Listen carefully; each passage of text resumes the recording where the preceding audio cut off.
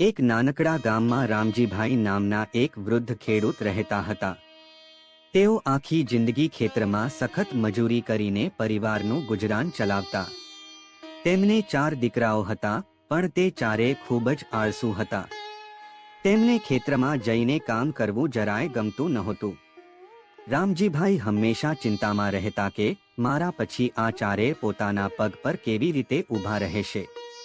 જેમ જેમ સમય વીતતો ગયો તેમ રામજીભાઈની ઉંમર વધતી ગઈ અને તેઓ બીમાર પડ્યા. તેમને લાગ્યું કે હવે તેમનો અંતિમ સમય નજીક છે. તેમણે ચારેય દીકરાઓને પોતાની પાસે બોલાવ્યા અને કહ્યું, બેટા, મેં આપણા જૂના ખેતરમાં પૂર્વજો વખતનો એક મોટો ખજાનો દાટીને રાખ્યો છે. મારા પછી તમે ચારેય ખેતર ખેડીને એ ખજાનો કાઢી લેજો અને આપસમાં વહેંચી લેજો. આટલું કહીને વૃદ્ધ રામજીભાઈએ શાંતિથી વિદાય લીધી. પિતાના અવસાન પછી ચારેય દીકરાઓ ખજાનો મેળવવા માટે અધીરા થઈ ગયા. તેઓ બીજે જ દિવસે સવારે કોદાળી અને પાવડા લઈને ખેતરે પહોંચી ગયા. ખજાનાની લાલચમાં તેમણે આખું ખેતર ખેડી નાખ્યું. ખૂણે ખૂણો જોયો, પણ ક્યાંય કોઈ ખજાનો કે દાગીના ભરેલો ચરુ મળ્યો નહીં. ચારેય દીકરાઓ ખૂબ નિરાશ થયા અને થાકીને લોથપોથ થઈ ગયા. તે જ સમયે ગામના એક સજ્જન ત્યાંથી પસાર થઈ રહ્યા હતા.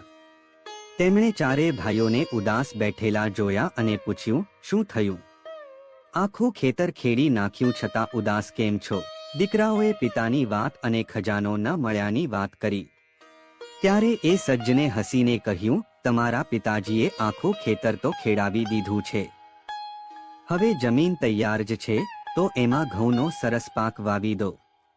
તમારી મહેનત એળે નહીં જાય. ચારેય ભાઈઓને વાત યોગ્ય લાગી. તેમણે ખેતરમાં બીજ વાવ્યા અને સમયસર પાણી આપ્યું.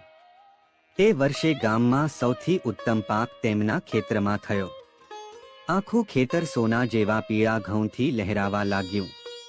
પાક વેચીને ચારેય ભાઈઓને મોટી કમાણી થઈ. ત્યારે ચારેય ભાઈઓને સમજાયું કે તેમના પિતાજી કયા ખજાનાની વાત કરતા હતા.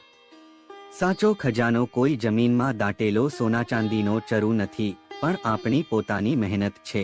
જો પરિશ્રમ કરવામાં આવે તો જમીનમાંથી પણ સોનું ઉપજાવી શકાય છે. તે દિવસ પછી ચારેય ભાઈઓએ આળસ છોડી દીધી અને કાયમ મહેનત કરવાનો સંકલ્પ લીધો. જો આ વિડિયો તમને ગમ્યો હોય તો લાઈક કરો, શેર કરો અને કોમેન્ટ કરીને તમારો અભિપ્રાય જરૂર જણાવો.